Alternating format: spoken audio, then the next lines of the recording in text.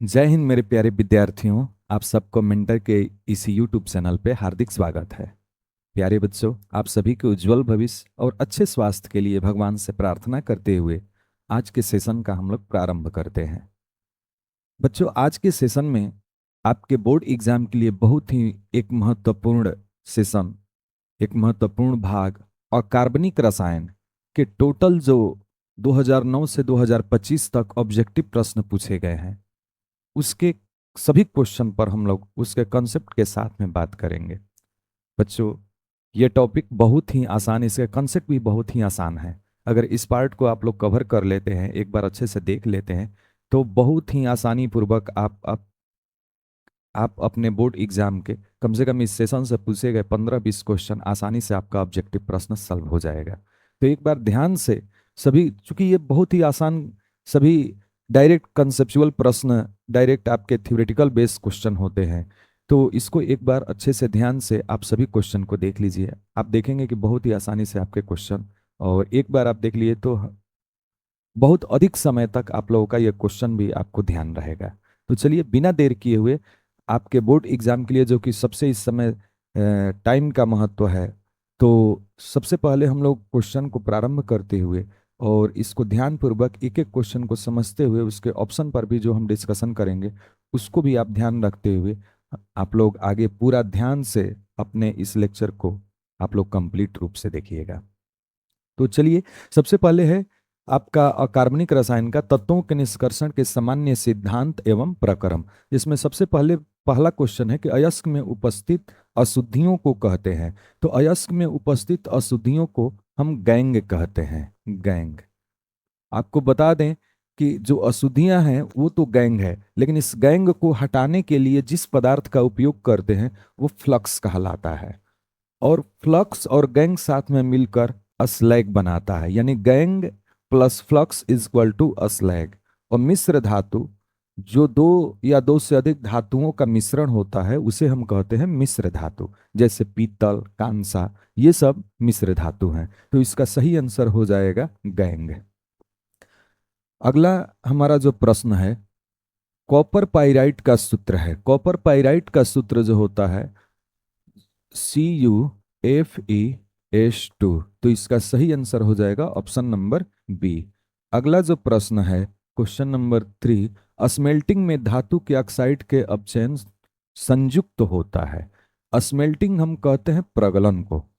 अगर आप थोड़ा सा जैसे ऑप्शन दिया हुआ है उसके अनुसार अगर ध्यान नहीं देंगे तो क्वेश्चन का आंसर गलत हो जाएगा, क्योंकि प्रगलन जो किया जाता है वो कार्बन के साथ अपचयन कराया जाता है। लेकिन कार्बन पहले बदलता है कार्बन मोनोऑक्साइड में, और कार्बन मोनोऑक्साइड ही मुख्य एक अपचायक की भांति कार्य करता है। तो करता तो कार्बन भी है, लेकिन कार्बन पहले बदलता है कार्बन मोनोऑक्साइड में, और ये ऑक्सीजन को अपने अंदर लेकर CO2 में बदलता है। तो यहाँ पे मुख्य रूप से, चूंकि ऑप्शन में कार्बन मोनोऑक्साइड अगर ये नहीं रहता तब हम कार्बन करते, लेकिन जब दोनों ऑप्शन हो तो ऐसी स्थिति में इसका आंसर कार्बन मोनोऑक्साइड होगा। चलिए, अगला प्रश्न हम देखते हैं। क्वेश्चन नंबर 4, डोलोमाइट खनिज में पाया जाता है। तो देखिए, डोलोमाइट जो होता है इसमें कैल्शियम और मैग्नीशियम दोनों पाया जाता है, लेकिन ये मुख्य रूप से मैग्नीशियम मैग्नीशियम का ये अयस्क है। पाया तो कैल्शियम और मैग्नीशियम भी जाता है। अगर ऑप्शन में कैल्शियम और मैग्नीशियम दोनों दिया भी है, फिर भी हम, चूंकि ये मैग्नीशियम का प्रमुख अयस्क है, इसलिए इसका आंसर हम करेंगे मैग्नीशियम। मैग्नीशियम।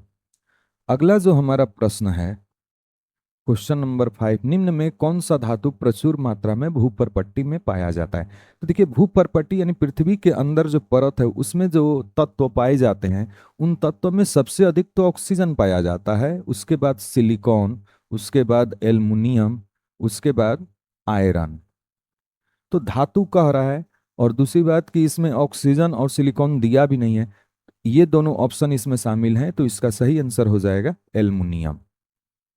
अगला जो प्रश्न है, क्वेश्चन नंबर 6, निम्नलिखित में कौन कौन एल्युमिनियम के प्रमुख अयस्क हैं। एल्युमिनियम का पूछ रहा है। देखिए, एल्युमिनियम में बॉक्साइट तो प्रमुख अयस्क है, इसी से एल्युमिनियम का निष्कर्षण करते हैं। Al2 O3 into NH2O। N जो है 1 2 के रूप में आगे बढ़ते जाता है। क्रायोलाइट, हम बॉक्साइट से एल्युमिनियम के निष्कर्षण के लिए उसमें क्रायोलाइट मिलाते हैं, जो जिसका सूत्र है Na3Al F6। तो क्रायोलाइट मुख्य अयस्क नहीं है, हालांकि इसमें एल्युमिनियम है, लेकिन इसको हम वैद बॉक्साइट अयस्क का जब वैद्युत अपघटन कराते हैं तब उसमें क्रायोलाइट को मिलाया जाता है, उसके गलनांक क्वथनांक को कम करने के लिए और वैद्युत चालकता को बढ़ाने के लिए। ये फ्लोर अस्पार है, फ्लोर अस्पार। और फ्लोर अस्पार का जो सूत्र होता है वो होता है CaF2। मैलाकाइट जो है ये कॉपर का अयस्क है, CuCO3 इंटू CuOH का होल ट्वाइस। तो इसका प्रमुख अयस्क हो गया बॉक्साइट। अगला जो प्रश्न है हम सभी का कि 7 नंबर, हीलियम का मुख्य स्रोत। तो देखिए हीलियम का मुख्य स्रोत एनसीईआरटी लाइन है ये, कि इसका मुख्य स्रोत प्राकृतिक गैस होता है, और गैस के रूप में यहाँ पर ऑप्शन दिया है हवा। हवा नहीं रहता तब जाकर इसमें मोनोजाइट हम आंसर करते हैं। अगला जो प्रश्न है, निम्न में हरा थोथा। तो हरा थोथा देखिए FeSO4 इंटू 7H2O, ये हरा थोथा है। CuSO4 जो है ये नीला थोथा है, ब्लू विट्रोल। ये जो हो गया जिप्सम हो गया, जिप्सम। और इनमें से कोई नहीं, तो इसका सही आंसर हो जाएगा FeSO4 इंटू 7H2O। अगला जो प्रश्न है, सल्फाइड अयस्क का समाहरण। तो समाहरण का मतलब होता है सांद्रण, सांद्रण। समाहरण का मतलब सांद्रण। तो सांद्रण जो सल्फाइड अयस्क है वो किया जाता है फेन प्लावन विधि से। फेन प्लावन विधि में हम झाग उत्पन्न करते हैं, उसमें सीड या जैंथेनम का तेल मिलाते हैं और उसके नीचे भाग से वायु को प्रवाहित कर उसमें झाग उत्पन्न करते हैं, और झाग के साथ में सल्फाइड अयस्क ऊपर आ जाता है, अशुद्धियां नीचे रह जाता है। अगला जो प्रश्न है क्वेश्चन नंबर 10, मैलाकाइट अयस्क है। तो मैलाकाइट का अभी हम लोग सूत्र लिखे थे कि CuCO3 इंटू CuOH का होल ट्वाइस। तो ये कॉपर का अयस्क है।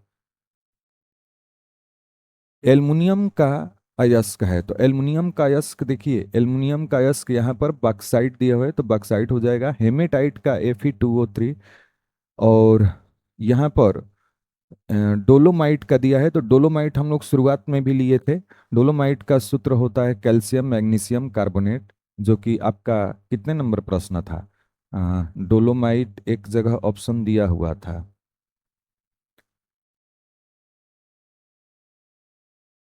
क्रायोलाइट ये मैलाकाइट है। नहीं, इसमें अभी नहीं आया है, लेकिन डोलोमाइट किसी न किसी प्रश्न में हम लोग, हाँ डोलोमाइट खनिज ये पाया जाता है, यहीं पर हम ये क्वेश्चन बताए हुए थे। तो क्वेश्चन नंबर, हरा थोथा ये हो गया सल्फाइड अयस्क। और मैलाकाइट, मैलाकाइट कॉपर का हो गया। और यहाँ पे एल्युमिनियम का अयस्क है, तो एल्युमिनियम का अयस्क बॉक्साइट हो गया। हाँ ये जो है मैलाकाइट, मैलाकाइट।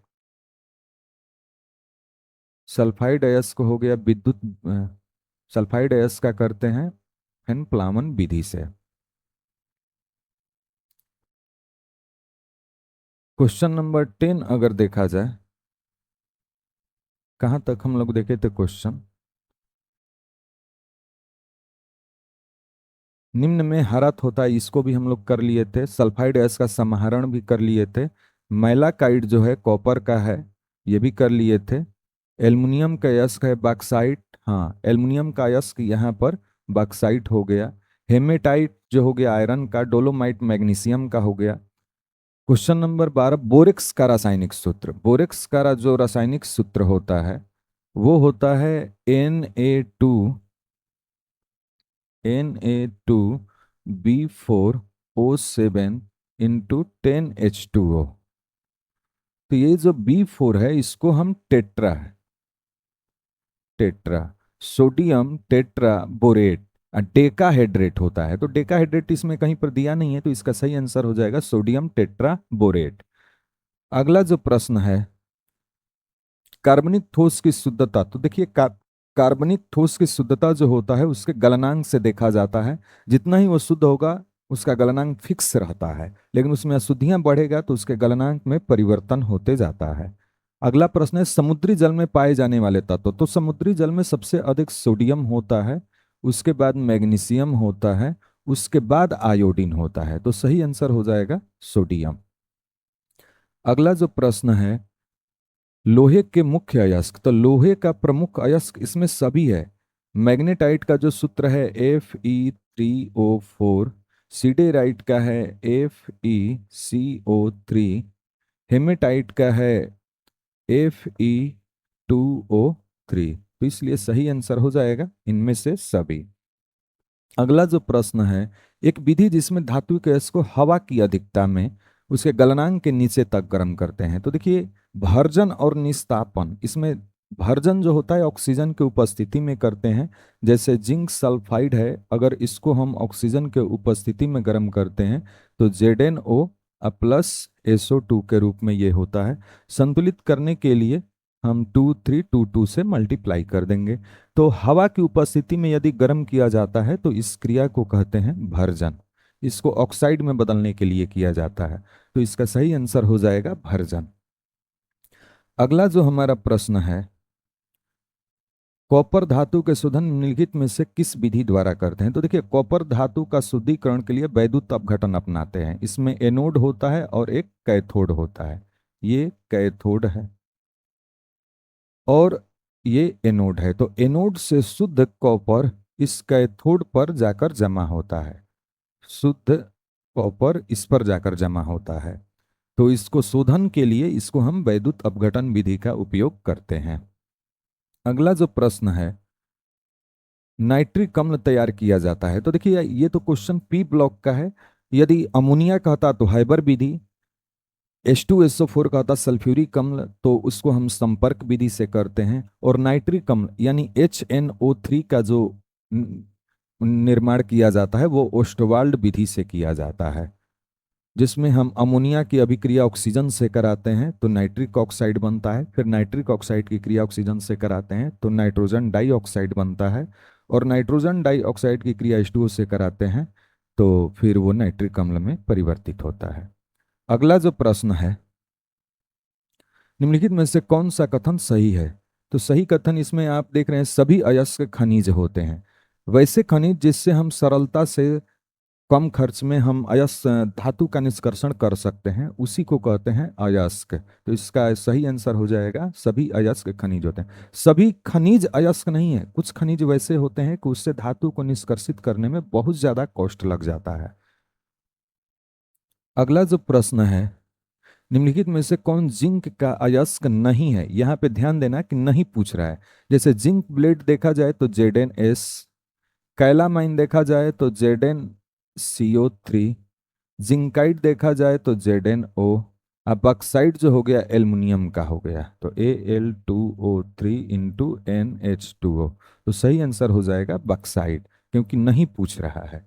अगला जो प्रश्न है निम्नलिखित में से कौन धातु अम्ल से अभिक्रिया करके हाइड्रोजन गैस मुक्त नहीं करता है। तो यहाँ पर ईसीएस को थोड़ा सा ध्यान दें। ईसीएस यदि देखा जाए तो आपको ध्यान होगा एक कोड दिए थे लिक बा का नाम अगर एलेन जानकर फेंक दी, यहाँ पे हाइड्रोजन था, फेंक दी कोबाल्ट निकल संगलेड, और उसके बाद हाइड्रोजन था, उसके बाद कॉपर इत्यादि था। तो ध्यान दें जो हाइड्रोजन के नीचे होता है वो हाइड्रोजन को मुक्त नहीं करेगा। हाइड्रोजन से ऊपर वाले तत्व जो हैं वो हाइड्रोजन को मुक्त करेंगे। तो हाइड्रोजन के नीचे कॉपर है, ये हाइड्रोजन मुक्त नहीं करेगा। लेकिन बाकी के जो ऑप्शन है इसी में आ जाता है लिख बा का नाम अगर एलेन जानकर फेंक दी, यहीं पर Fe भी है तो आयरन भी हाइड्रोजन को मुक्त करेगा। जिंक अगर देखें तो इसके ऊपर है तो ये भी हाइड्रोजन को मुक्त करेगा, आयरन भी मुक्त करेगा। कॉपर जो हाइड्रोजन के नीचे है तो ये हाइड्रोजन को मुक्त नहीं करेगा। मैग्नीशियम भी ऊपर है तो ये हाइड्रोजन को मुक्त करेगा। तो सही आंसर हो जाएगा कॉपर। हाइड्रोजन के जो नीचे है उसकी क्रियाशीलता हाइड्रोजन से कम है और कम होने के कारण ये हाइड्रोजन को मुक्त नहीं कर पाएगा।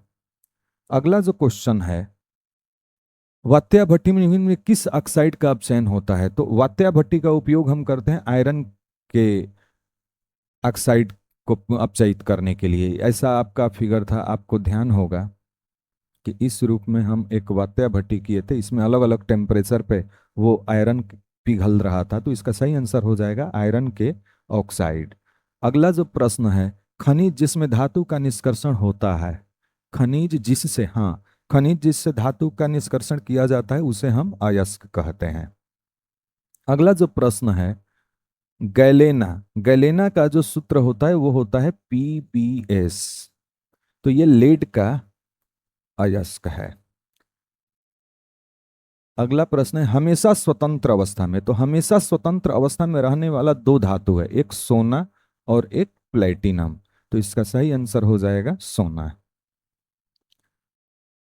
लोहे के जंग लगने से रोकने के लिए, तो देखिए लोहे के जंग लगने से रोकने के लिए ये कैथोड और एनोड जो किया जाता है, कैथोड का यदि हम लोहे का इलेक्ट्रोड कर दें तो यहाँ पर हमेशा शुद्ध धातु ही स्थानांतरित होता है, इस पर जंग नहीं लगेगा, इस पर कलई हो जाता है। कलई यानी कि उस पर परत बनेगा तो वो फिर जंग लगने नहीं देता है, उस पर एक पॉलिश चढ़ जाता है और वो जंग लगने से रोकता है।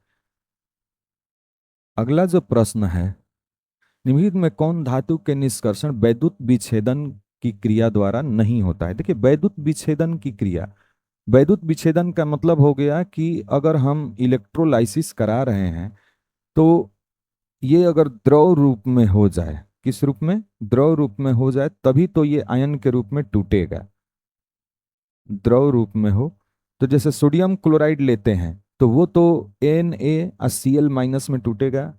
धनायन जो होगा कैटायन कैथोड पर और एनायन एनोड पर। तो ये सभी सोडियम मैग्नीशियम एल्युमिनियम का तो करते हैं, लेकिन जो आयरन है, आयरन का गलनांक बहुत अधिक है, ये गलेगा ही नहीं इस बैटरी के अंदर। इसका गलनांक, क्वथनांक बहुत अधिक होता है, ये 1700-1600 डिग्री सेल्सियस पे पिघलता है और उतना टेम्परेचर हम इस बैटरी के अंदर नहीं कर सकते हैं, इसलिए इसका सही आंसर हो जाएगा ऑप्शन नंबर डी। अगला जो प्रश्न है, हुप की विधि के द्वारा निम्नलिखित में किस धातु का शोधन किया जाता है? तो हुप विधि का उपयोग एल्युमिनियम के निष्कर्षण जब आपको हम बता रहे थे तो आप देखेंगे कि लास्ट जो उसका शोधन विधि किया जा रहा था वो भी एक प्रकार के वैद्युत अपघटन ही विधि था, उसका हम, उस विधि का नाम था हुप विधि। तो इसका हम करते हैं एल्युमिनियम का। अगला जो प्रश्न है, पाइरोलुसाइड, तो पाइरोलुसाइड का जो फॉर्मूला होता है वो होता है MnO2, यानी कि ये मैग्नीज धातु का अयस्क है। धातु के ऑक्साइड को कार्बन या कार्बन मोनोऑक्साइड द्वारा धातु में अवकृत किया जाए, तो देखिए वही आ गया कार्बन और कार्बन मोनोऑक्साइड, ये तो हम प्रगलन यानी कि जो स्मेल्टिंग प्रोसेस था उसमें इसका उपयोग किया जा रहा था। पहले कार्बन होता है, कार्बन ही कार्बन मोनोऑक्साइड में परिवर्तित होता है। अगला जो प्रश्न है, निम्नलिखित में से किस धातु के निष्कर्षण के लिए साइनाइड विधि? तो साइनाइड विधि हम सिल्वर के लिए करते हैं। इसमें हम क्या होता है कि सोडियम होता है और AgCN2, और इसमें इस Ag को जिंक के द्वारा विस्थापित कर दिया जाता है और हमें शुद्ध सिल्वर यानी Ag प्राप्त होता है। तो इसका सही आंसर हो जाएगा सिल्वर। इसमें जिंक के द्वारा इस सिल्वर को विस्थापित कर देते हैं। अगला जो प्रश्न है, लोहे के मुख्य ऑक्साइड अयस्क, ऑक्साइड कह रहा है तो सभी आयरन के ही, लेकिन ये कार्बोनेट अयस्क है FeCO3। हेमेटाइट जो है Fe2O3, ये ऑक्साइड अयस्क है। अब पाइराइट FeS2, कॉपर पाइराइट नहीं कह रहा है, केवल पाइराइट कह रहा है तो FeS2। अब बॉक्साइड जो है एल्युमिनियम का है, तो ये तो एल्युमिनियम का है Al2O3 इंटू NH2O। तो इसका सही आंसर हो जाएगा हेमेटाइट, क्योंकि आयरन का कह रहा है। अगला जो प्रश्न है, निम्नलिखित धातुओं में से किसके निष्कर्षण में वैद्युत धातु क्रम, देखिए वैद्युत धातु क्रम का कह रहा है, यानी कि ये इलेक्ट्रोलाइसिस की बात कर रहा है। तो आपको ध्यान रखना है कि जो ईसीएस है, ईसीएस में जो ऊपर के तत्व हैं जैसे लिख बा का ना मगर एलन जानकर, ये जो हाइड्रोजन तक जाता है, फिर इसके नीचे कॉपर है। तो सामान्यतः इलेक्ट्रोलाइसिस जो प्रोसेस किया जाता है, ये ऊपर के तत्व को इलेक्ट्रोलाइसिस करते हैं। इलेक्ट्रोलाइसिस, बीच के जो तत्व है उसको हम विस्थापन, चाहे कॉपर, नीचे के जो तत्व हैं उसको विस्थापन, डिस्प्लेसमेंट के द्वारा करते हैं। तो ये वैद्युत धातु क्रमकर है, यानी इलेक्ट्रोलाइसिस को पूछ रहा है। तो इलेक्ट्रोलाइसिस यहाँ पर देखा जाए लोहा, लेड, सिल्वर, सिल्वर का भी करते हैं, लेकिन सिल्वर का करते हैं हम किस लिए, तो वो विस्थापन अभिक्रिया को दर्शाता है तो वैद्युत के ही इसी का उपयोग करके। लेकिन यहां पर विद्युत का नाम लिया है तो वो इलेक्ट्रोलाइसिस पूछ रहा है, तो इलेक्ट्रोलाइसिस के लिए इसका सही आंसर हो जाएगा सोडियम। अगला जो प्रश्न है, जिसमें दो अलग अलग धातु उपस्थित होते हैं, तो hematite, galena, magnetite, copper pyrite. तो कॉपर पाइराइट है बच्चों, क्योंकि CuFeS2 है, तो कॉपर और आयरन इसमें दो धातु हैं, तो इसका सही आंसर हो जाएगा डी ऑप्शन। अगला जो प्रश्न है, प्रगलन विधि में धातु ऑक्साइड का अपचयन में प्रयुक्त होता है। देखिए, एल्युमिनियम, कार्बन, मैग्नीशियम, सल्फर। तो देखिए यहाँ पे कार्बन मोनोऑक्साइड नहीं दिया है, तो ऐसी स्थिति में इसका हम करेंगे कार्बन। निम्नलिखित समीकरण द्वारा प्रयुक्त धातु के शुद्धिकरण की विधि को कहा जाता है। तो पहले हम देखते हैं कि इसमें धातु कौन सा है, तो इसमें टाइटेनियम है। टाइटेनियम। आप समीकरण से बिल्कुल ना घबराएं, क्योंकि ये जो प्रश्न है थ्योरेटिकल रूप पर ही है, आप ध्यान रखें। जैसे हाफनियम, जर्कोनियम और टाइटेनियम, इन तीनों का जो निष्कर्षण किया जाता है, ये किया जाता है वान अर्केल विधि। वान अर्केल। तो यहाँ पे जो सही आंसर हो जाएगा वैन अर्केल, सी नंबर। अगला जो प्रश्न है, इनमें कौन धातु विद्युत अपघटन से प्राप्त नहीं होता है। विद्युत अपघटन से प्राप्त, देखिए सोडियम, मैग्नीशियम, एल्युमिनियम सब ईसीएस में ऊपर है। आयरन जो है इसका गलनांक, क्वथनांक बहुत अधिक होने के कारण इसको हम वैद्युत अपघटन द्वारा प्राप्त नहीं करते हैं। तो बच्चों यहाँ पर जो है आपका, अब यहाँ पर अगला जो इसका भाग है इनऑर्गेनिक केमिस्ट्री का, वो शुरू हो जाएगा। और यहाँ तक जो हम लोग प्रश्न देखे वो तत्वों के निष्कर्षण के सिद्धांत एवं प्रक्रम। अब हम लोग देखेंगे पी ब्लॉक के तत्व, जिसमें पहला क्वेश्चन है कि H3PO3। H3PO3 देखिए फास्फोरस 5 बंध बनाता है, 2, 3, 4, 5। ऑक्सीजन पहले हम इस पे पुटअप करते हैं, तो ऑक्सीजन 1, 2, 3, और फिर इसके बंध को पूरा हाइड्रोजन के द्वारा किया जाता है। तो एक हाइड्रोजन यहाँ पर रखेंगे, एक हाइड्रोजन यहाँ पर, एक हाइड्रोजन यहाँ पर। तो ये कह रहा है एक भास्मिक, द्विभास्मिक, ये द्विभास्मिक है, त्रिभास्मिक। तो देखिए जो OH है, जितना OH की संख्या रहता है वो भास्मिक प्रकृति को दर्शाता है। तो इसमें दो OH है, तो इसका सही आंसर द्विभास्मिक हो जाएगा। अगला जो प्रश्न है, चक्रीय मेटाफास्फोरिक।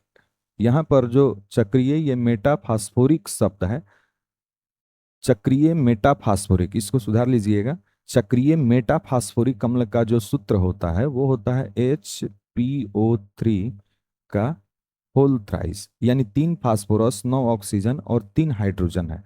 अगर इसकी हम संरचना की बात करें तो कुछ बेंजीन जैसी संरचना बनाता है, POPOPOP।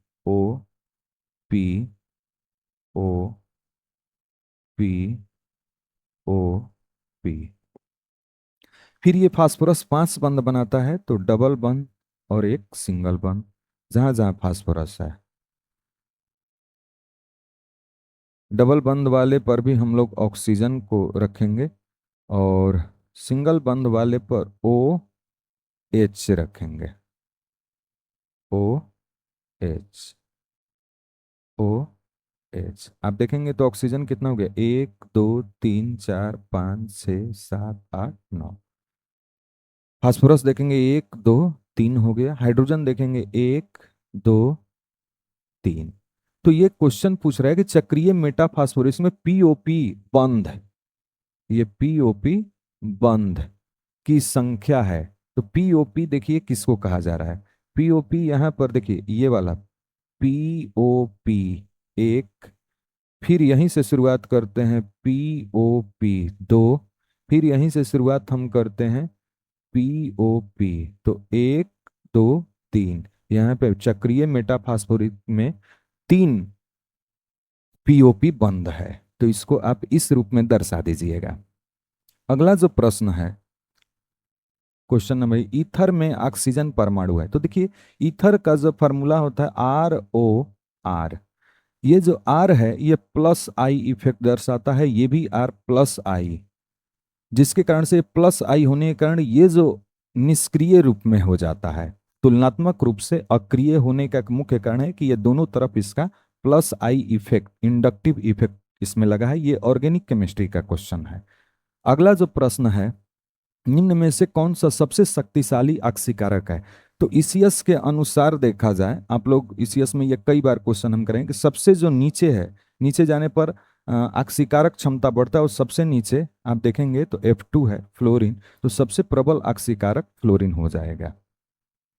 अगला जो प्रश्न है, निम्न में से किस स्पीसीज का आबंध क्रम 2.110/2 है, यानी कि 5/2 बराबर 2.5।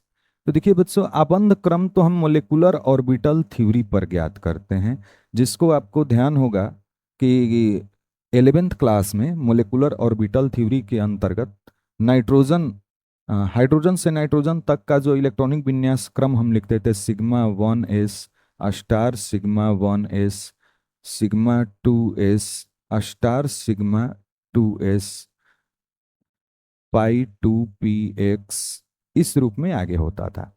लेकिन इस पर मिलाने पर अगर जो बच्चे नहीं पढ़े हैं वो घबरा जाएं कि कैसे निकालें, क्या चीज़ होगा, फिर हम बॉन्ड ऑर्डर का फार्मूला लगाते थे कि NB यानी बॉन्डिंग इलेक्ट्रॉन की संख्या माइनस एंटी बॉन्डिंग Na/2 से। मेन फार्मूला तो ये है। लेकिन आज के हम एक ऐसे ट्रिक की बात करेंगे कि कम से कम इतना आप डायरेक्ट आप बॉन्ड ऑर्डर आप ध्यान रखेंगे, आपका क्वेश्चन बॉन्ड ऑर्डर से नहीं फंसेगा और आप आसानी पूर्वक कर सकेंगे। कैसे? जैसे बाबू आप ध्यान रखिएगा, तीन ही चीज से पूछता है, हाइड्रोजन, नाइट्रोजन और ऑक्सीजन। तो हाइड्रोजन H2 अगर है तो आपको पता है कि हाइड्रोजन और हाइड्रोजन के बीच एकल बंध बनता है, तो इसका जो बॉन्ड ऑर्डर होगा, बॉन्ड ऑर्डर वो एक होता है। अब दूसरा चीज पूछ सकता है कि H2 प्लस या H2 माइनस। इन दोनों स्थिति में जैसे इसका एक हुआ तो एक से आधा कम कर दीजिए, इसका बॉन्ड ऑर्डर हो जाएगा 0.5। तो ये ध्यान रखिएगा, H2 का एक है, H2 प्लस या H2 माइनस का 0.5 हो जाता है। आप निकाल कर मोलिकुलर ऑर्बिटल थ्योरी पर देखिएगा, नहीं तो आपके ये एक तरफ से ट्रिक है कि हाइड्रोजन में ये ध्यान रखना है। अब हम चलते हैं नाइट्रोजन की ओर। नाइट्रोजन में अगर देखा जाए तो नाइट्रोजन में ट्रिपल बंध बनता है, N ट्रिपल बंध N। तो इसका जो बॉन्ड ऑर्डर होता है, बॉन्ड ऑर्डर वो 3 होता है। अब जब 3 हुआ तो इसी प्रकार से जैसे ये है, या तो N2 प्लस का है या N2 माइनस का है, तो उसमें 0.5 घट जाता है और ये हो जाता है 2.5। अब ऑक्सीजन की बात करें तो ऑक्सीजन वाला थोड़ा सा अलग है, ये एक तरफ से ट्रिक है। देखिए H2 प्लस H2 माइनस, आपका तीनों एक साथ तैयार हो गए, एक इन दोनों का 0.5, इसका 3, और 3 में से फिर 0.5 हम कम किए तो 2.5 हो गया। इसके बाद हम लोग देखते हैं कि N2 प्लस या N2 में ऑक्सीजन का अगर देखा जाए, क्योंकि इसको अभी हटाना पड़ेगा, तो ऑक्सीजन में अगर देखा जाए O2, तो O2 में आप देखेंगे कि डबल बंध बनता है, तो इसका जो बॉन्ड ऑर्डर है वो होता है 2, चूंकि 2 बंध है। अब O2 प्लस यदि रहे तो ये बढ़ जाता है, 0.5 हम इसमें बढ़ाएंगे। वो सब में निश्चित है कि 0.5 घट रहा था, लेकिन इसमें क्या होगा कि अगर प्लस है तो 0.5 हम जोड़ देंगे, 2 प्लस 0.5 कर देंगे। उसमें हम 0.5 दोनों स्थितियों में घटा रहे थे, तो इसका भी हो जाएगा 2.5। और O2 माइनस रहे तब उस स्थिति में हम घटा देते हैं, 2 माइनस 0.5, तो इस स्थिति में हो जाएगा 2, नहीं, उस स्थिति में ये हो जाएगा 1.5। O2 का हो गया 2, O2 प्लस का हो गया 0.5 जोड़ दिए तो 2.5, और O2 माइनस का हो गया, इसमें से हम 0.5 दो में से कम किए तो ये हो गया 1.5, और O2 डबल माइनस कर दिए तो और 0.5 कम कर दिए तो ये हो गया 1। तो ऐसी स्थिति में यहाँ पर देखेंगे तो दो ऐसा ऑप्शन है, N2 प्लस का भी 2.5 होता है और O2 प्लस का भी 2.5 होता है। अब जिस समय ये क्वेश्चन पूछा गया है उस दौरान कभी एक से अधिक वाले ऑप्शन उसमें सही हो रहे थे, तो ऐसी स्थिति में ए और बी इसका सही आंसर हो जाएगा।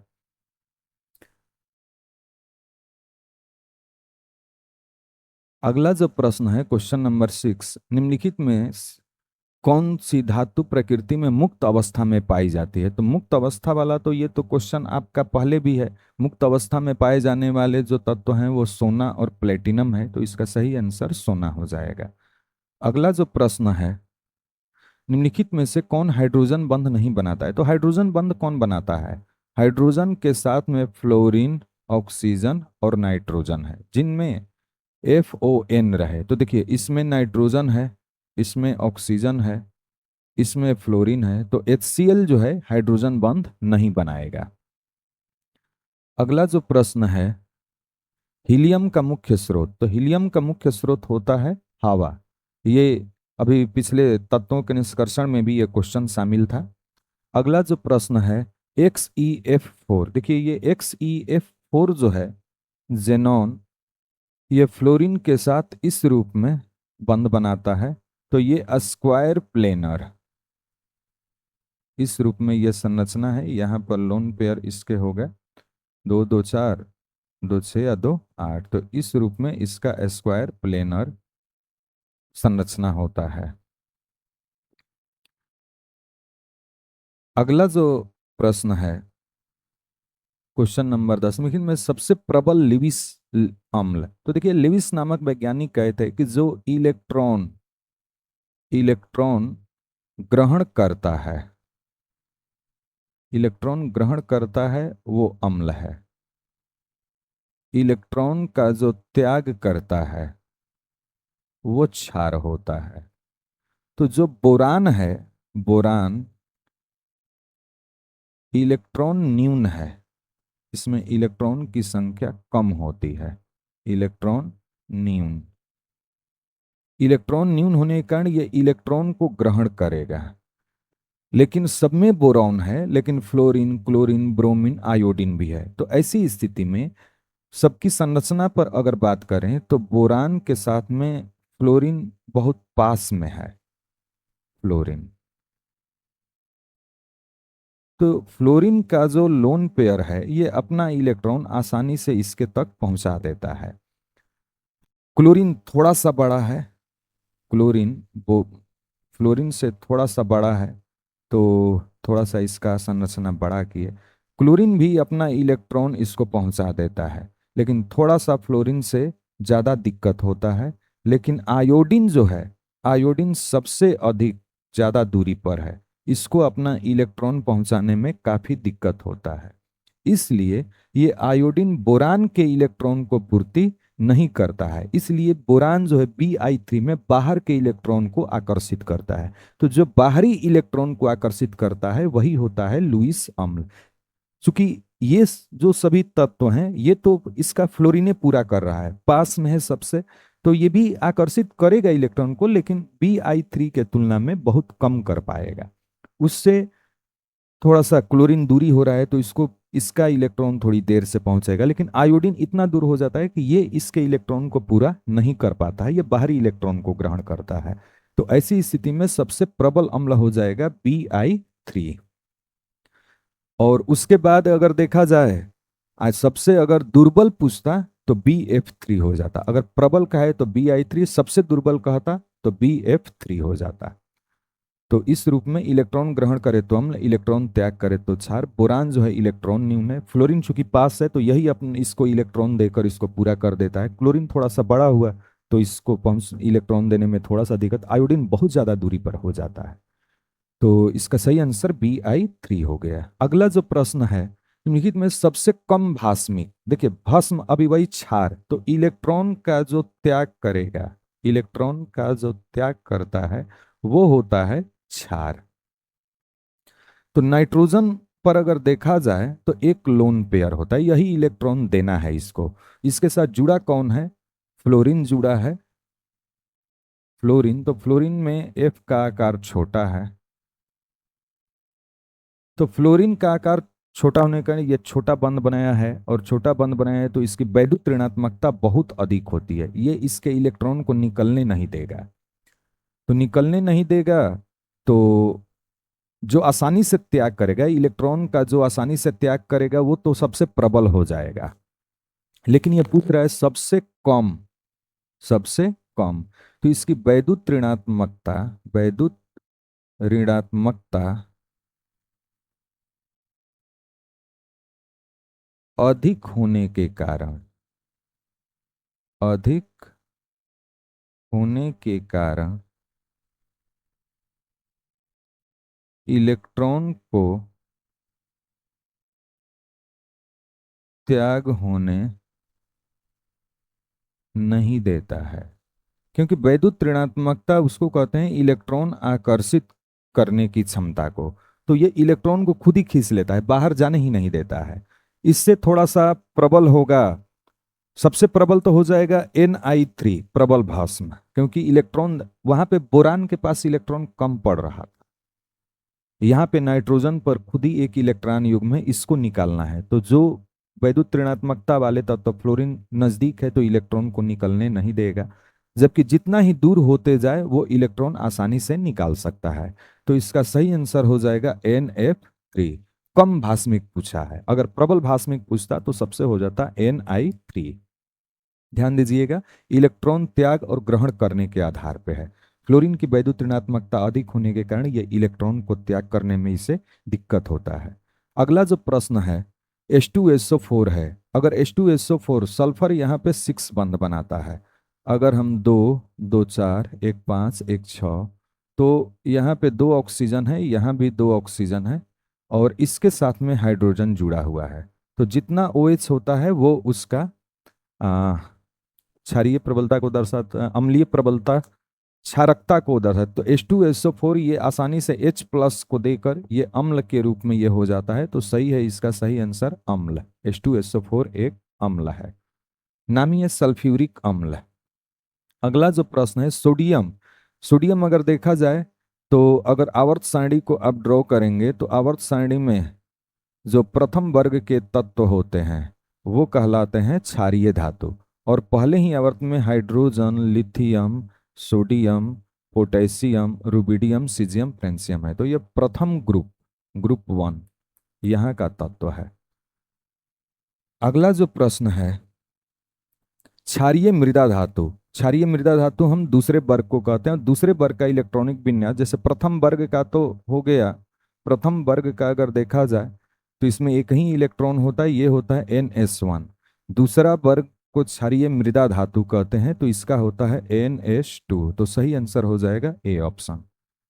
अगला जो प्रश्न है बोरान विकर्ण विकर्ण संबंध क्या है? जो दूसरे आवर्त के तत्व हैं जैसे lithium, beryllium, boron, carbon, nitrogen, oxygen तीसरे आवर्त में आए। ये दूसरा आवर्त हो गया, तीसरे आवर्त में आए। तो तीसरे आवर्त में देखा जाए तो sodium, magnesium, aluminium, silicon, phosphorus और सल्फर। तो दूसरे आवर्त के तत्व का गुण तीसरे आवर्त के तत्व के गुण से विकर्ण संबंध अपनाते हैं। विकर्ण संबंध जैसे लिथियम मैग्नीशियम के समान गुण दर्शाता है, बेरिलियम एल्युमिनियम के समान दर्शाता है, बोरान सिलिकॉन के समान दर्शाता है, कार्बन फास्फोरस के समान दर्शाता है। तो इसमें पूछ रहा है बोरान, तो देखिए बोरान किसके साथ संबंध बनाया है? सिलिकॉन के साथ। तो इसका सही आंसर हो जाएगा सिलिकॉन। अगला जो प्रश्न है उष्मा और विद्युत का अच्छा चालक है। तो उष्मा और विद्युत का अच्छा चालक ग्रेफाइट है, क्योंकि ये दुर्बल वांडर वाल बंध के द्वारा जुड़ा होता है, इसके प्रत्येक परत जो होते हैं वांडर वाल बंध के द्वारा। तो इसमें कार्बन इधर उधर अपना फिसलता रहता है, तो इसके कारण से मुलायम भी होता है और इसके इलेक्ट्रॉन भी इधर उधर होते हैं। तो अच्छा चालक जो है इस कार्बन में से वो है ग्रेफाइट। अगला जो है निम्नलिखित अपरूपों में कार्बन का सर्वाधिक प्रतिशत मात्रा। तो सर्वाधिक प्रतिशत मात्रा भी किसमें होता है? ग्रेफाइट में होता है, लगभग 98% होता है इसमें कार्बन। हीरे में कार्बन का संकरण, हीरा ये आप ठोस अवस्था में देखेंगे तो ये षटभुजीय संरचना है, नहीं चतुष्फलकीय। हीरा की संरचना चतुष्फलकीय होता है, कार्बन सभी ये बंध चतुष्फलकीय रूप में इस रूप में बनाता है। तो ऐसी स्थिति में हीरा में जो कार्बन का संकरण होता है वो होता है sp3। अगर चतुष्फलकीय है तो ये हो गया sp3। अगला जो प्रश्न है कार्ब ठोस अवस्था में वो क्वेश्चन है जहां पे देखिए हीरा और ग्रेफाइट में अंतर हम आपको बताए हुए हैं। कार्बनिक यौगिक तत्व में होना चाहिए, तो होना तो ऑक्सीजन कार्बन हाइड्रोजन भी चाहिए, लेकिन जो सबसे अति आवश्यक है वो है कार्बन। अगला जो प्रश्न है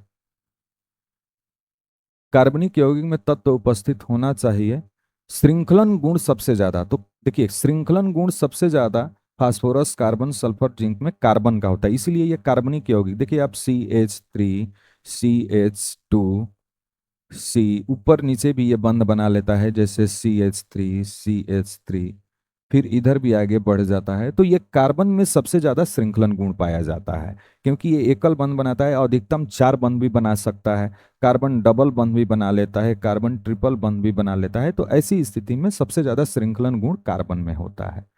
अगला जो प्रश्न है कार्बन की संयोजकता। कार्बन अधिकतम आपको पता है कि ये 4 बंध बनाता है, तो इसका सही आंसर 4 हो जाएगा। निम्नलिखित में कौन ऑक्साइड धातु की तरह, यह भी आपका ठोस अवस्था का प्रश्न है, इसका सही आंसर हो जाएगा chromium dioxide CrO2।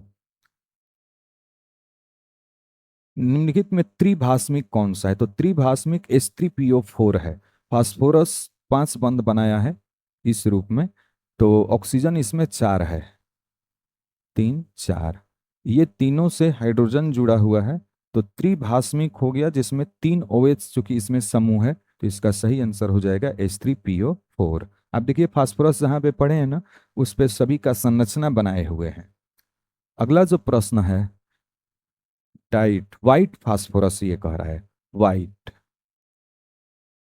White phosphorus P4 की अगर संरचना की बात करें तो ये कुछ इस रूप में P4 बना होता है, इस रूप में ये बंध बना हुआ है। ये आपस में भी इस रूप में बंध बनाए होते हैं और इस रूप में भी होते हैं। तो 1 2 3 फास्फोरस 3 बंध यहाँ पे दर्शाता है P4 के अंतर्गत। तो इस पर एक लोन पेयर भी है, इसके अंतर्गत 60 डिग्री का कोण भी है। तो ये कह रहा है 6p सिंगल बॉन्ड। तो टोटल PP के बीच बंध देखें तो 1 2 3 4 5 और ऐसे में भी है 6। तो ये तो सही है 4PP single bond.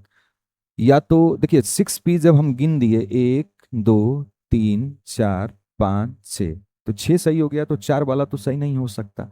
4 lone pair है भी, एक लोन पेयर इस पर भी है, इस पर भी है, इस पर भी है, तो 4 लोन पेयर भी सही है। बॉन्ड एंगल 60 डिग्री है, तो इसका जो सही नहीं आंसर पूछ रहा है तो 4PP सिंगल बॉन्ड। बंद देखेंगे तो 1 2 3 4, ये ऊपर से नीचे तक हो गया है, तो पांचवा, इधर से इधर हुआ है तो 6।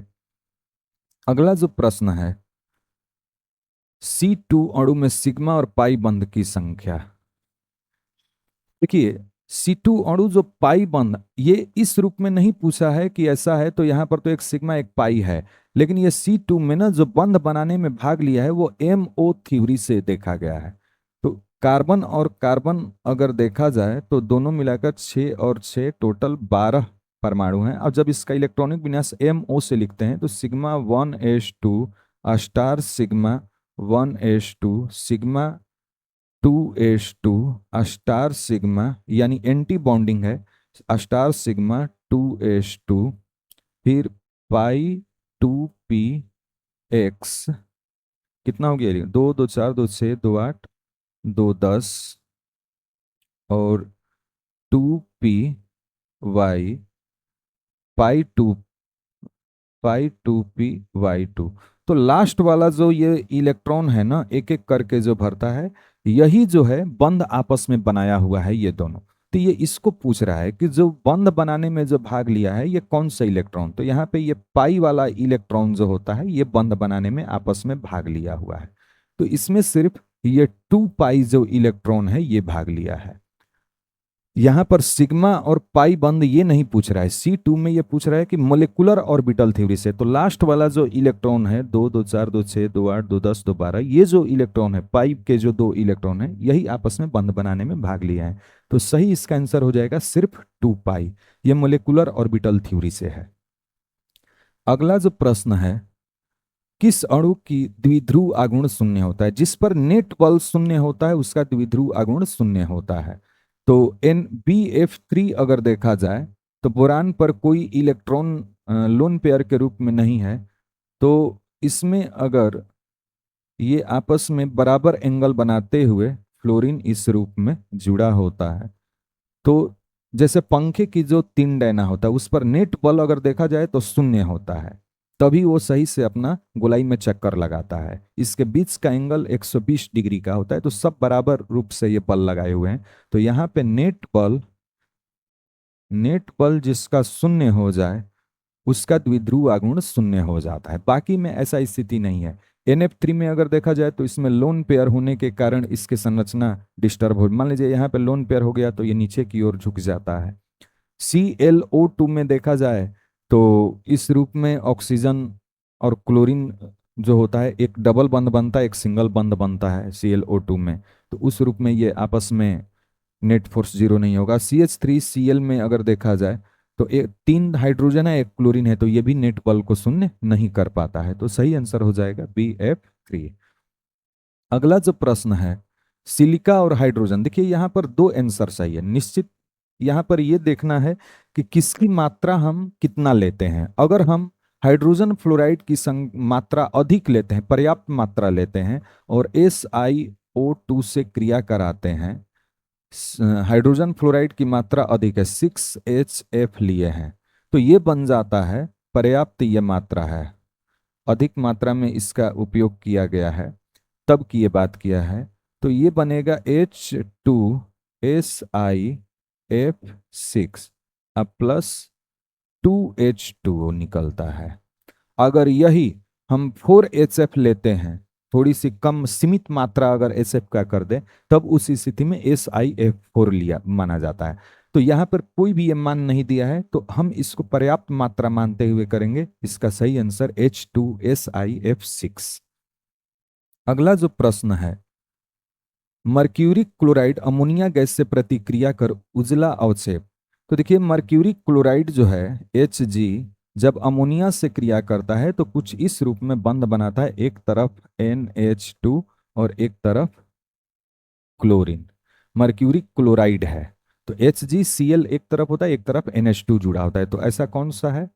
HgNH2Cl, ये हो जाएगा HgNH2Cl। HgNH2Cl। अगला जो क्वेश्चन है, निम्नलिखित में कौन नेस्लर अभिकर्मक है। तो नेस्लर अभिकर्मक कहा जाता है भूरा अवक्षेप K2HgI4 प्लस अमोनिया NH3। ये अमोनिया के परीक्षण के लिए होता है और इसका ही भूरा अवक्षेप पूछ सकता है। नेस्लर अभिकर्मक का सूत्र कौन था? K2HgI4 प्लस NH3 ये होता है। बिस्मथ की सबसे, देखिए बिस्मथ किसमें है? नाइट्रोजन,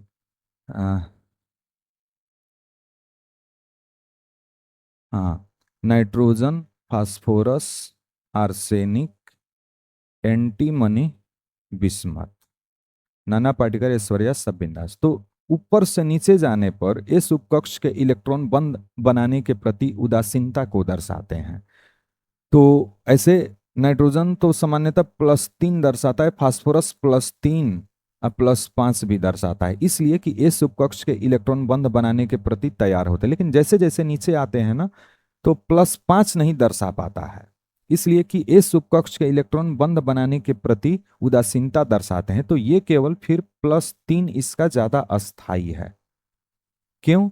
तो उदासीन जोड़ी प्रभाव के कारण, उदासीन जोड़ी प्रभाव के कारण, तो सही आंसर हो जाएगा +3। अगला जो प्रश्न है, अमोनिया आर्द्र लाल लिटमस, चूंकि अमोनिया क्षार है, ये क्या है, क्षार, तो क्षार क्या करता है, लाल लिटमस पेपर को नीला कर देता है, तो सही आंसर हो जाएगा नीला। अगला जो प्रश्न है, उजला और पीला फास्फोरस आपस में ये क्या है, अपरूप है, अपरूप। अगला जो प्रश्न है, नाइट्रोजन और ऑक्सीजन है, तो नाइट्रोजन ऑक्सीजन दोनों अधातु हैं, गैस के रूप में है, तो ये क्या हो गए, अधातु। गैसीय फॉर्म में, हाइड्रोजन भी गैसीय फॉर्म में है, तो वो भी एक अधातु है। अगला जो प्रश्न है, निम्न में कौन सी गैस एकल परमाणविक है, तो एकल परमाणविक कौन से होते हैं, 18वें वर्ग के तत्व, 18वें वर्ग के तत्व अगर इसमें देखा जाए, जैसे हीलियम कभी भी He2 के रूप में नहीं पाया जाता है, तो हीलियम जो हो गया एकल परमाणविक, 18वें वर्ग के तत्व, के तत्व एकल परमाणविक होते हैं। अगला जो प्रश्न है, आवर्त सारणी में द्वितीयक आवर्त, द्वितीय आवर्त, आवर्त की बात कर रहा है, तो प्रथम में हाइड्रोजन और हीलियम है, हाइड्रोजन और हीलियम, दूसरे में है lithium, beryllium, boron, carbon, nitrogen, oxygen, fluorine और नियॉन, तो कितने हो गए, 1 2 3 4 5 6 7 8, सही आंसर हो जाएगा 8। अगला जो प्रश्न है, ओलियम H2SO4 जो है, H2SO4 अगर ये SO3 से क्रिया करता है तब जाकर ओलियम का सूत्र बनता है H2, देखिए H2S2 हो गए H2, 4 3 7, तो ये किससे क्रिया किया, SO3 से, तो सही आंसर हो जाएगा SO3। ओलियम का सूत्र से ये ध्यान रखना है कि H2SO4 में क्या जोड़े कि H2H2O7 बन जाए। अगला जो प्रश्न है, H2SO4 एक है, H2SO4 का हम संरचना शुरुआत में कर दिए थे कि H2SO4 टोटल 6 बंध बना रहा है, तो ऑक्सीजन ऑक्सीजन ऑक्सीजन ऑक्सीजन, यहाँ पर हो गया हाइड्रोजन, तो 2 OH बन रहा है, तो यानी कि ये द्विभाषमिक है। अगला जो है, हीलियम का सूत्र, तो हीलियम का सूत्र या हीलियम का संकेत अक्षर कहा जाए तो He है, बहुत ही इजी प्रश्न है ये तो। अगला प्रश्न, आवर्त सारणी के ग्रुप 1 तत्वों को जाना जाता है, तो पहले जो प्रथम वर्ग के तत्व हैं उसको क्षारीय धातु, क्षारीय भूमिज धातु कहते हैं दूसरे वर्ग के तत्व को।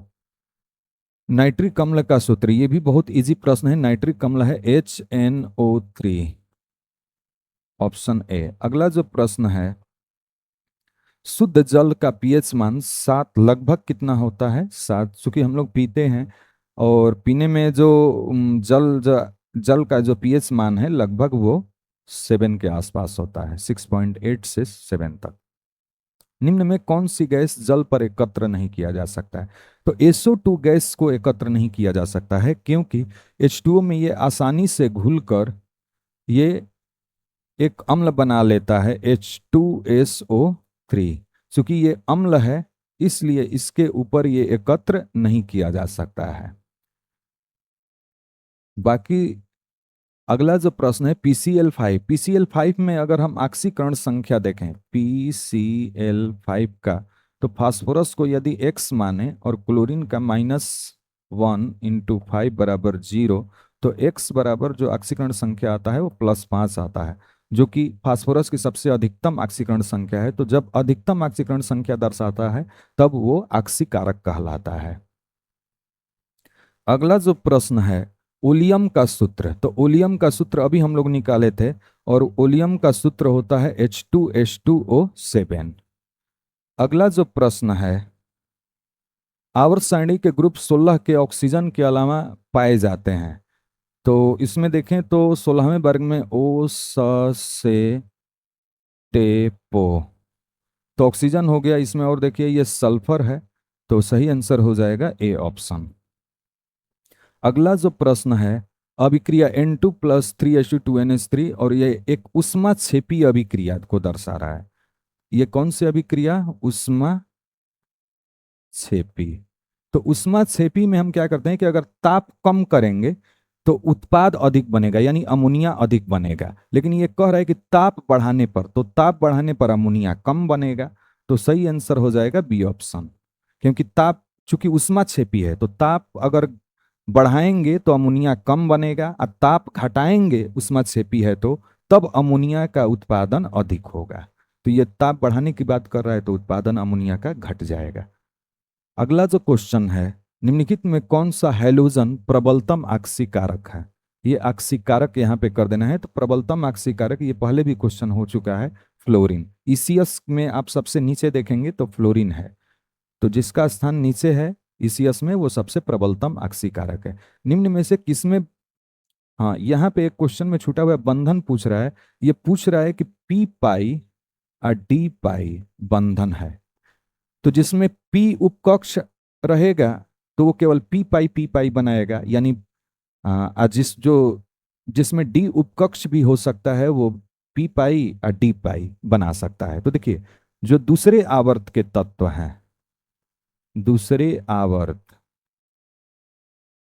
वो हमेशा पी पाई बंध बनाते हैं, पी पाई। तो दूसरे आवर्त में कौन कौन है? अगर हम उधर के तत्व देखें तो lithium, beryllium, boron, carbon, nitrogen, oxygen, fluorine, neon. तो नियोन तो नहीं बनाएगा, क्योंकि नियोन तो अक्रिय गैस है। और तीसरे आवर्त के जो होते हैं, ये पी भी बना सकते हैं और डी भी बना सकते हैं। तो तीसरे आवर्त में कौन से होते हैं?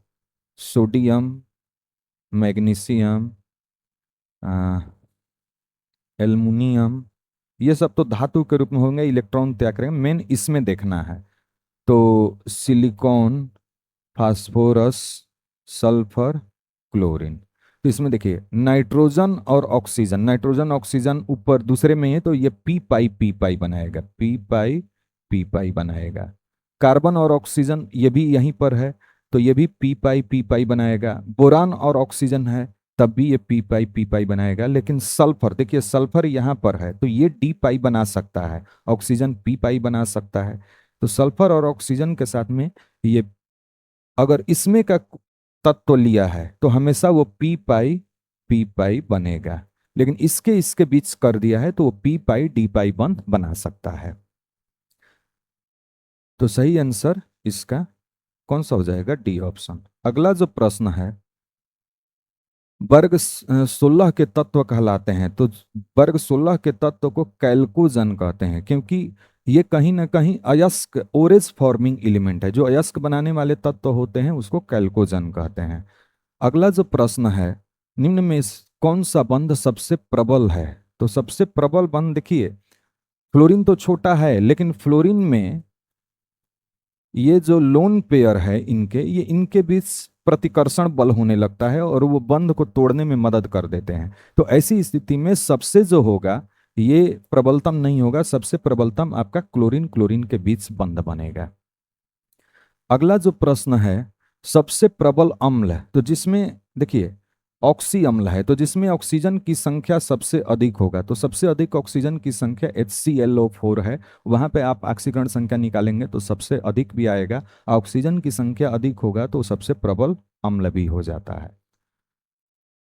अगला है, निम्नलिखित में कौन सबसे कम क्वथनांक वाली गैस है? तो सबसे कम क्वथनांक वाली गैस अगर देखा जाए तो हीलियम है। इसका -200 समथिंग, 250 के आसपास होता है। नाइट्रोजन, आर्गन, ये सब का अधिक होता है। सबसे कम पूछ रहा है तो सबसे कम हीलियम का होता है। निम्नलिखित में कौन सिर्फ एक ही ऑक्सी अम्ल बनाता है? तो ऑक्सी अम्ल एक ही बनाने वाला फ्लोरीन है, जो कि एक ही ऑक्सी अम्ल बनाता है, HOF। आप 17वें वर्ग में देखिए, ये डायरेक्ट प्रश्न आपको लिखवाए हुए हैं। बाकी सब दो दो तीन तीन भी बना सकते हैं।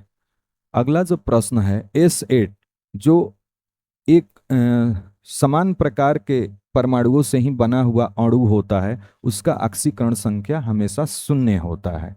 जैसे H2, Cl2, O2, N2, ये सब समान प्रकार के परमाणु से बने हुए हैं, तो इन सबका जो होता है शून्य होता है, शून्य।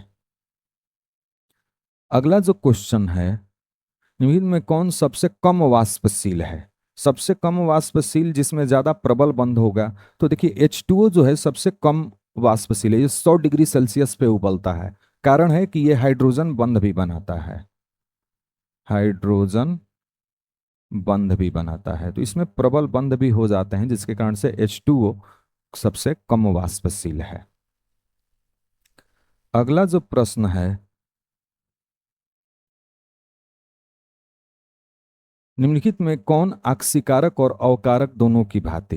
तो देखिए सल्फर जो है, इसमें देखा जाए तो H2S, सल्फर जो है मिनिमम -2 और मैक्सिमम +6 दर्शाता है। तो मिनिमम वाला अपचायक होता है और मैक्सिमम वाला आक्सीकारक,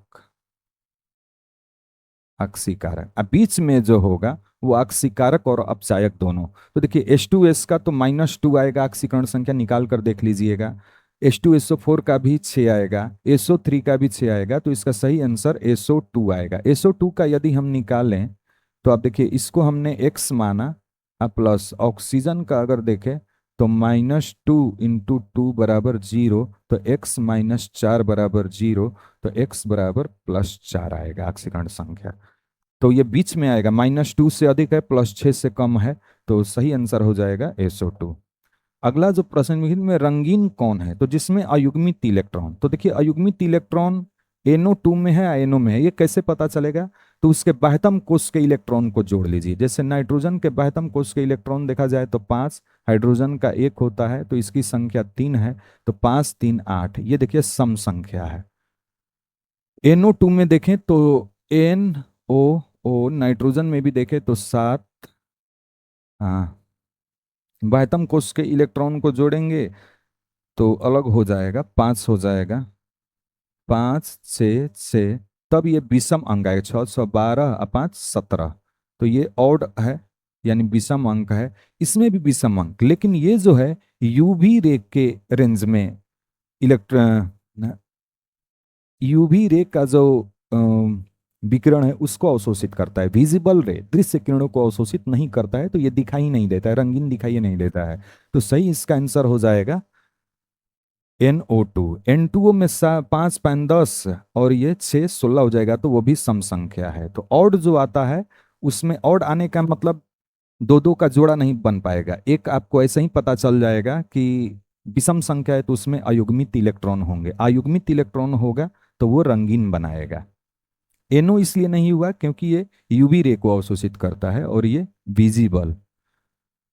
अगला जो प्रश्न है, हाइबर विधि से अमोनिया के निर्माण में निम्नलिखित में कौन सा उत्प्रेरक का उपयोग? तो देखिए इसमें करते हैं लोहे के महीन पाउडर, लोहे के चूर्ण का जो उपयोग करते हैं उत्प्रेरक के रूप में इसका उपयोग किया जाता है। मोलिब्डेनम भी होता है, लेकिन मोलिब्डेनम जो होता है वो इसके उत्प्रेरक की क्रियाशीलता को बढ़ाने के लिए उसका उपयोग करते हैं। निम्नलिखित में किस यौगिक का शून्य द्विआघूर्ण है? तो जिस पर नेट बल शून्य है, तो नेट बल CCl4 में शून्य होगा, ये 4 बंध बना, हर तरफ क्लोरीन ही है। तो आप देखेंगे ये जितने बल से खींचा इसको ये खत्म कर दिया, ऊपर जो इतना बल से खींचा जा रहा है ये खत्म कर दे रहा है, तो इसका सही आंसर हो जाएगा CCl4। अगला जो प्रश्न में से किसमें ऑक्सीजन की ऑक्सीकरण संख्या +2 है? तो देखिए आपको बता दें कि फ्लोरीन ही एक ऐसा है कि ये कभी भी हमेशा अपना ऑक्सीकरण संख्या -1 दर्शाता है।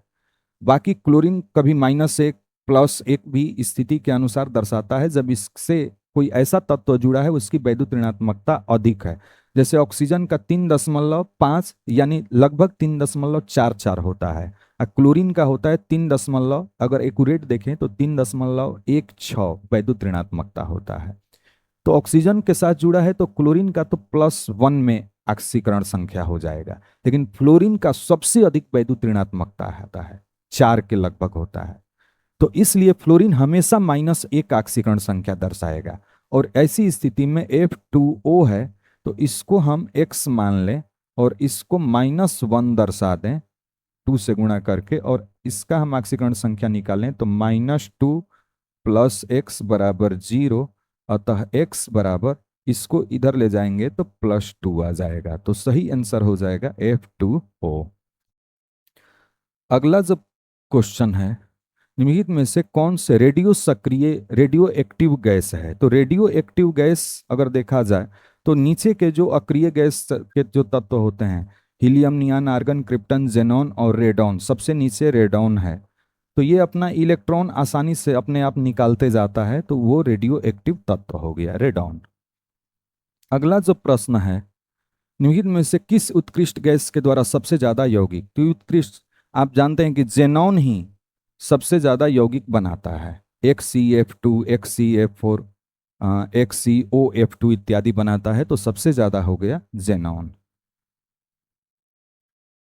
अगला क्वेश्चन है कि इनमें से किसका तत्व? तो इसके इलेक्ट्रॉन को जोड़ लीजिए। 2, 2 4, 1 5, 1 6, 1 7। तो 7 किसका हो सकता है? तो 7 इसमें परमाणु संख्या नाइट्रोजन का होता है। 2, 2 4, 1 5, 1 6, 1 7।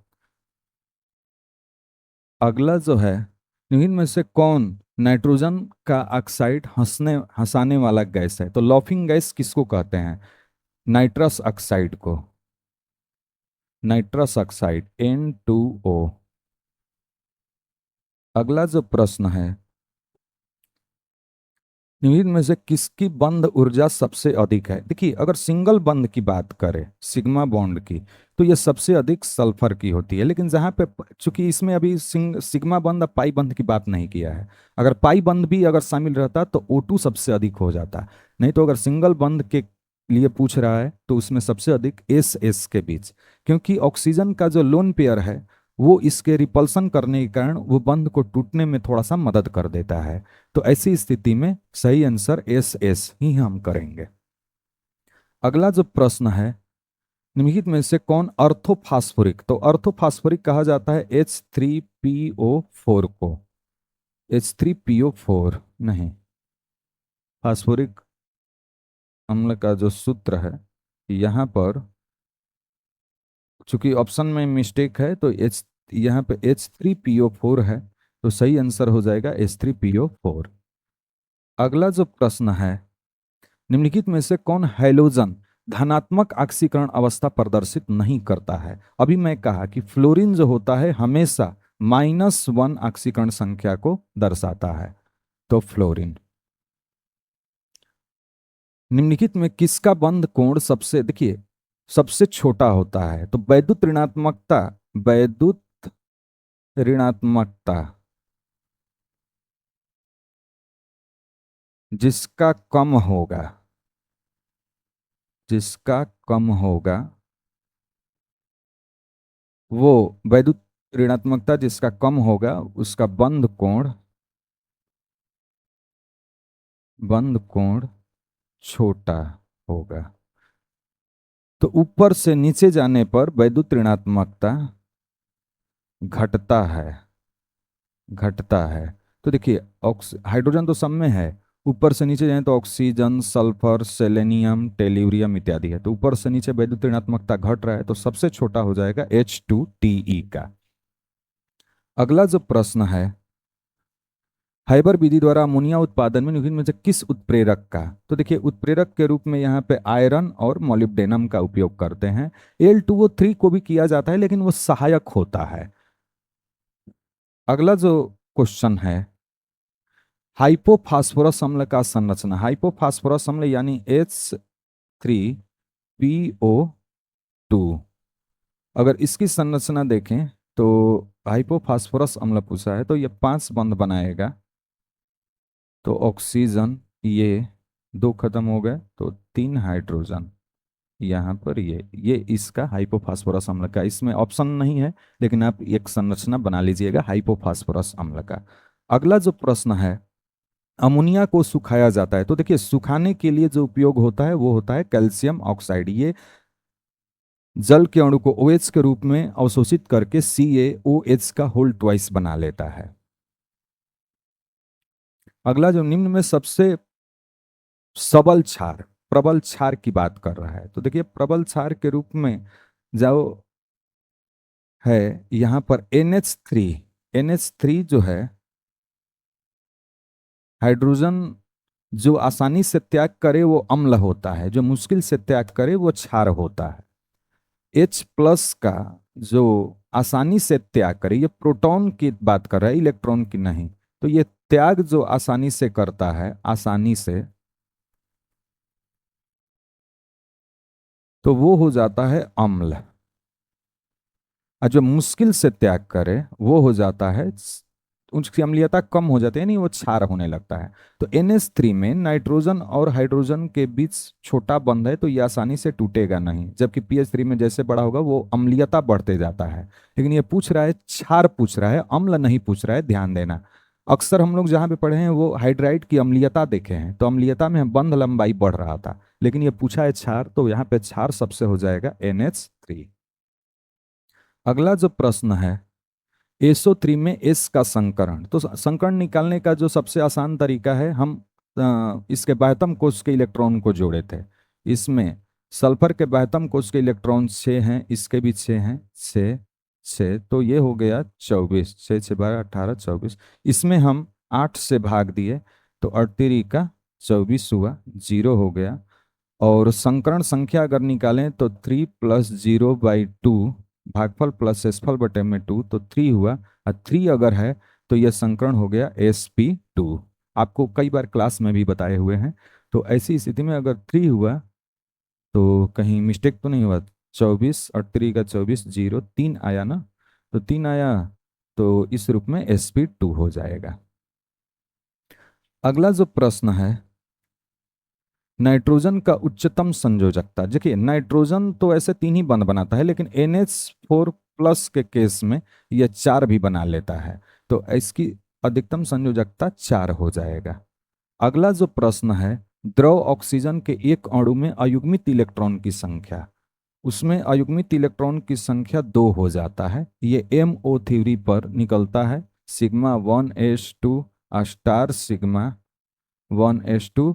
अगर MOT थ्योरी अगर रखेंगे तो उसके अनुसार π2px लास्ट वाला जो आता है, इसको अभी ध्यान रखिएगा, क्योंकि लेक्चर लॉन्ग हो रहा है। तो ये मोलिकुलर ऑर्बिटल थ्योरी में जो लास्ट में इलेक्ट्रॉन भरे जाते हैं ना, तो वो एंटी बॉन्डिंग रूप में इसमें इलेक्ट्रॉन हो जाता है, और उसमें अयुग्मित इलेक्ट्रॉन की संख्या 2 हो जाता है, खास करके ऑक्सीजन में। इसके बाद है वायुमंडल में सबसे प्रचुर मात्रा में पाया जाने वाला उत्कृष्ट गैस। तो सबसे अधिक जो पाया जाता है वो है आर्गन। आर्गन सबसे अधिक मात्रा में पाया जाता है, लगभग 1% के आसपास है, ऐसे 0.8% है।